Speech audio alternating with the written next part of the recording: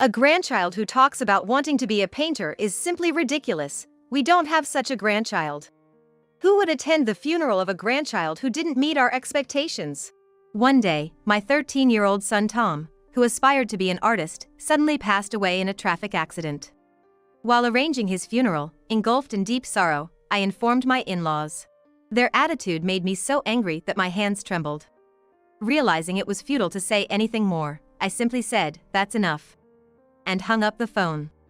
A few days later, during Tom's funeral, my mother-in-law called again, stunning me with her words. "We have important guests coming over. Come help right away." Her usual selfish demand left me aghast. I refused, saying it was impossible because of my son's funeral, but she dismissively insisted in a high-handed manner. "A child's funeral like that doesn't matter. You've always refused my requests, so help out today for once." Enraged by her irrational demands, I accepted and went to my in-laws' house, holding my son's portrait, still in my mourning clothes, after the funeral ended. I decided to cut ties with them that day. I couldn't bear any more of their behavior. Arriving at their house, what awaited me was an unexpected outcome. My name is Susie. I'm a 43-year-old homemaker. I met my husband through a friend's introduction, and we lived happily with our son Tom. In fact, a certain incident a while back made us distance ourselves from them. I still get angry thinking about it. Our relationship with my in-laws was never great from the beginning. Every time there was a gathering at their house, they would summon me to help with various tasks. "How many times do I have to tell you to come immediately when called?" "Well, never mind. Take these dishes to everyone, and we're running low on drinks, so go buy some." And then, their high-handed orders and their attitude, as if it was the most natural thing, made me dislike them, honestly. Throughout this, my husband always stood up for me. "Mom, stop making Susie do everything. She's not a servant, you know." It was difficult for me to confront my in-laws directly, so having my husband express my concerns was a great relief. With his support, I tried not to worry too much about our strained relationship or their overbearing behavior. And importantly, they were always kind to my son. When Tom was born, they celebrated extravagantly, always making grand gestures for milestones and celebrations, treating him as if he was the apple of their eyes. Because they were good to Tom, I felt obliged to help out occasionally, despite not doing so every time. The turning point came when Tom graduated from elementary school. My son Tom, who loved drawing, began expressing his desire to become a painter when he was in the upper grades of elementary school. Even subtracting a parent's bias, his drawings were exceptionally good, evidenced by his numerous selections in art competitions. More than his talent, it was apparent that he was happiest and most alive when drawing. Despite the challenging and harsh path of a painter's life, my husband and I supported Tom's dream. However, my in-laws felt differently. During a celebration for Tom's elementary school graduation, the moment he spoke of his dream to become a painter, my in-laws' faces soured. "A painter? Don't choose a career that won't earn you money. That's nothing to be proud of. Tom should become a lawyer or a doctor. Those professions offer security and high social status." Their previously kind and pleasant demeanor turned into one of anger and imposition. Their reaction left Tom wide-eyed and frozen. Furthermore, they directed their anger towards my husband and me. "What kind of education have you been giving him? How can Tom say he wants to be a painter?" "Exactly. Tom is the heir of our family. He must pursue a respectable profession, or it's a disgrace." I felt like I had been hit on the head. Their kindness towards Tom was only because he was a boy and the heir. They intended to use him for their own pride. Realizing this, I felt intense anger. My husband, standing next to me, seemed just as furious. Tom was scared by the sudden outburst from his usually kind grandparents. We hugged him and glared at my in-laws. "Please don't use Tom for your bragging rights. His life is for him to decide, not you." My in-laws, faces red with anger, were shouting something, but we ignored them and left their house. Since then, my in-laws stopped showing affection towards Tom. The only communication we received from them was when they demanded our help for family gatherings at their house. Each time, my husband angrily refused, allowing our family to live peacefully. In middle school, Tom joined the art club and started practicing drawing seriously. He happily shared his daily learnings and creations with us. My husband and I watched him with fondness as he spoke about his day. But this peaceful life didn't last long. One evening, as I was preparing dinner, thinking Tom would be home soon, the phone rang. Hello? What? Tom was in a traffic accident. The call was from a local hospital, informing me that Tom had been involved in an accident on his way home from school and was taken to the hospital. I hurriedly contacted my husband at work, and we both rushed to the hospital. We met at the entrance and were guided to Tom's room, but I was speechless at the sight of my battered son. Barely opening his eyes, he looked at us as my husband desperately spoke to him. I also held Tom's hand, speaking to him with all my might, but tragically, he quietly passed away. The premature loss of Tom made everything go dark before my eyes, and I collapsed on the spot. My husband, who embraced me, was pale and had a vacant look in his eyes. Amidst our grief, there were many things to arrange for the funeral. But during the hospital staff's explanation, my husband collapsed due to the overwhelming shock and was admitted to the hospital. I had to stay strong at least until the funeral. I felt like collapsing myself, but I resolved to be strong and composed. After setting the funeral date with the funeral home, I contacted family and the school. Everyone expressed their sadness and wished to attend the funeral. I was hesitant about contacting my in-laws. Even if we are almost estranged, they are still family. Should I contact them? But fearing repercussions, I called them after a long time. "Oh, what a rare call from you," my mother-in-law said snidely. I held back my retort and informed her of Tom's death and the funeral date. Her response was shocking. "What? I don't have a grandson like that." Excuse me? I was speechless at her words. Then I heard my father-in-law's voice, likely on speakerphone. Both of them speaking in a tone that seemed mockingly cheerful. "A grandson who wants to be a painter? We don't have one, do we?" "Right. So, he died? Well, who would attend a funeral for a grandson who didn't meet our expectations? Just handle it yourselves." Their words shook me with anger. How could they speak like that about a grandson who didn't conform to their expectations? My husband and I were heartbroken, and he had even collapsed from shock. Yet, they seemed indifferent, even taking delight in my husband's hospitalization, saying it was a punishment for being a disobedient son. Listening to my in-laws, I was on the verge of exploding with rage, but I took a deep breath and calmed myself down.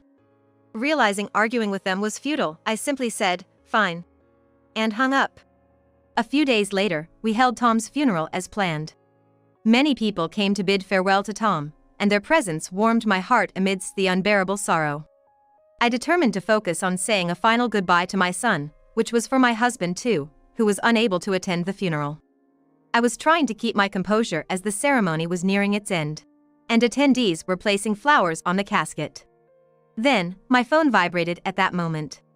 I hadn't turned it off, expecting several messages, and when I looked, I saw my mother-in-law's name on the display. I discreetly moved to a corner of the room and answered the call. "Mother-in-law, is it urgent? I'm at the funeral right now and would prefer not to take calls," I whispered. To this, my mother-in-law responded in her usual domineering tone. "A funeral? Oh, is that today? Well, that's irrelevant. I have important guests coming over shortly. So, come and help out." I was stunned by her selfishness, as usual. What did she just say? "No, I'm at my son's funeral right now." Enough talk! Come right now! You've always turned down my requests, so help out for once today. The guests arriving today require special attention. Despite my hopes for a misunderstanding, my mother-in-law was insistent, paying no heed to my situation.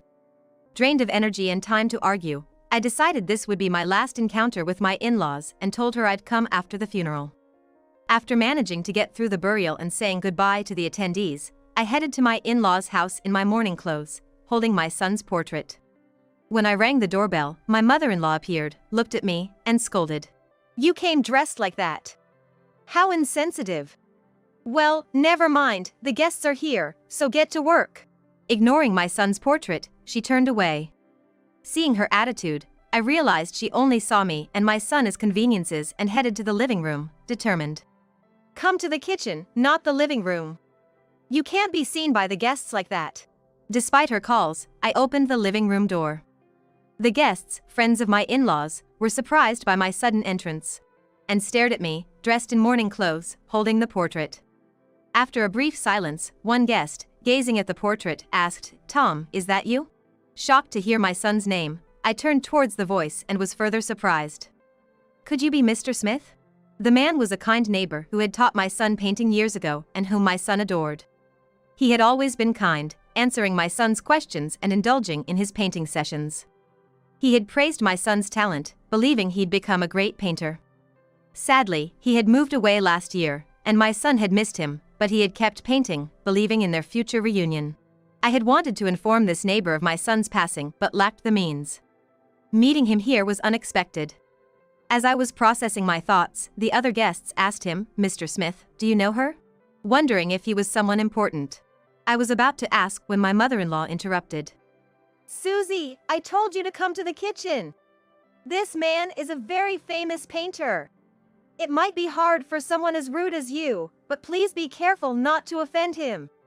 Only then did I realize that this neighbor, friendly with my son, was a painter. Neither my husband nor I knew much about painting, so we hadn't realized his significance. So that was the case. "I apologize for not realizing you were professionally mentoring him," I said, shaking hands with him even though it felt a bit late. But instead of focusing on that, he asked with a trembling voice, "Tom has passed away?" His face was filled with sorrow. I nodded in response. "My son died in a car accident a few days ago. Today was his funeral, but my in-laws, who never accepted his dream of becoming a painter, didn't attend. Instead, they called me during the funeral, demanding I come help out immediately. That's why I am here today, to cut ties with them along with my son." As I spoke deliberately and calmly, everyone present, except my in-laws, looked at them in disbelief. My in-laws, on the other hand, were flustered, contorting their faces and unnerved by the cold stares from their friends. "What are you talking about, Susie? We had no idea today was Tom's funeral. We would never do such a thing." My father-in-law stammered in a panic. Amidst his excuses, the painter stood up and said, "Enough." He then stared coldly at my in-laws and said dismissively, "Excuse me, but I must leave." The in-laws and their friends tried to stop him from leaving, but he shrugged off their hands. "It's clear who is lying between you and Tom's mother. I am disappointed in you. Please, do not involve me in your affairs anymore." His words left the room frozen. Seizing the moment, I turned to my in-laws and said firmly, "As of today, I am severing ties with you. Please, do not contact me or my husband ever again." After glaring at my stunned in-laws, I left their house. A few days later, my husband's health improved, and we returned to our home. We prayed in front of Tom's portrait, mourning him together since my husband couldn't attend the funeral. Then the doorbell rang. It was Mr. Smith, our former neighbor and the painter. He asked to share the memory of our son with us, and we gladly welcomed him. He prayed too, silently shedding tears. There are many mourned our son. The fact brought us a bit of solace. After a while, we shared memories of our son. After reminiscing, I asked something that had been on my mind. "Mr. Smith, why were you at my in-laws' house that day?" It didn't seem like he was close with them, so I wondered about the connection. He answered with a bitter expression. Apparently, he was acquainted with a friend of my in-laws. They had invited him. But during his visit, my in-laws, despite meeting him for the first time, were arrogant and even smugly requested a special painting for themselves. Mr. Smith was displeased with the condescending attitude of my in-laws, and it was about to leave when I arrived. "If I hadn't been invited by a friend, I might still be unaware of Tom's passing. I'm truly glad I could meet you again," he said thoughtfully, and then continued. "Tom was truly talented, a wonderful kid. It's such a shame that we have to say goodbye so soon." He said this as if savoring the words, looking at my son's paintings displayed in our home. Then, he made a suggestion, "If you like, would you consider holding an exhibition in memory of Tom? His works are too good to be kept hidden. They deserve to be seen by many." This proposal was a surprise for my husband and me, who were grieving our son's loss. At first, we were taken aback. But remembering Tom's wish to have his paintings seen by many, we decided to go ahead with the exhibition. With Mr. Smith's help, we organized a memorial exhibition at the local community center. From the first day, many people came to see Tom's paintings, filling my husband and me with emotion. His classmates, neighbors, and even people who never met Tom, like Mr. Smith's friends, all came. Sharing memories of Tom with those who knew him lightened my heart a bit. But then, my in-laws showed up. Aren't these paintings great? My grandson painted them. He would be so proud to see this exhibition, up there in heaven. They bragged to the visitors. Despite previously mocking Tom's dream of becoming a painter, they were now boasting about him. My anger rose as I was about to retort when my husband shouted, "Don't you dare talk about Tom like that. You, who denied and belittled his dream and didn't even attend his funeral." Furious, my husband publicly exposed all the wrongs my in-laws had done. The visitors were initially shocked by his outburst, but their expressions changed as they heard the story.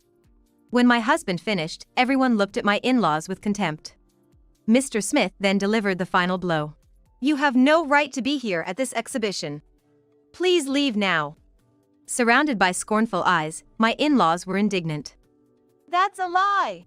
"We always cared about our grandson and supported his dream to be a painter." They continued to lie even then. Frustrated, I pointed to a painting that was pieced together with tape. "See this painting?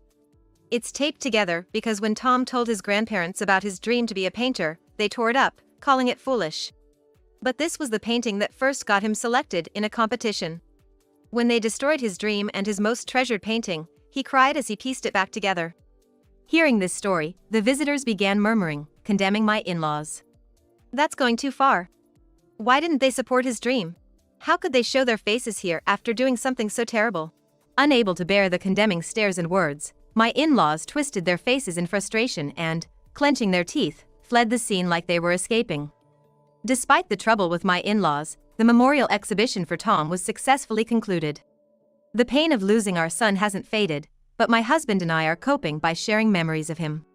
One day, while in this mindset, I received a call from a payphone.